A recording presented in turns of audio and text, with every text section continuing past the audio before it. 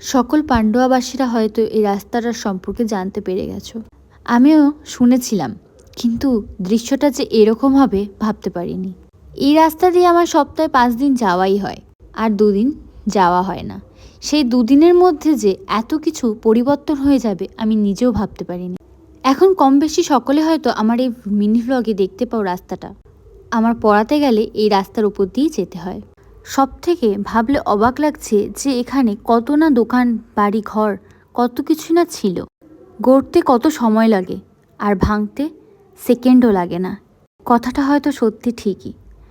এখানে অনেক সাধারণ মানুষরা বসবাস করত, তারাও হয়তো কখনো এরকম হবে পরিকল্পনা করতেই পারেনি।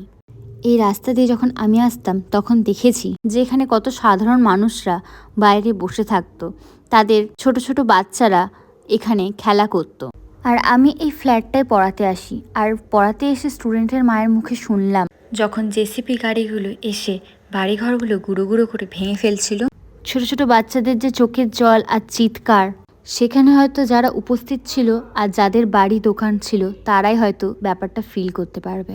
সকলের আসবাবপত্র টুকিটাকি যে যার মতন পাচ্ছে নিয়ে যাওয়ার চেষ্টা করছে। কেউ ভ্যানে করে তাদের ইট নিয়ে যাচ্ছে, কেউ বা তাদের এই স্মৃতিগুলো ভুলতেই পারছে না। সত্যি বলতে দেখে আজ খুব খারাপই লাগলো, তাই আমি আমার মিনি ভ্লগ তোমাদের সাথে শেয়ার করতে পারলাম না। তাই আজকে এই রাস্তাটাই তোমাদের সাথে শেয়ার করলাম।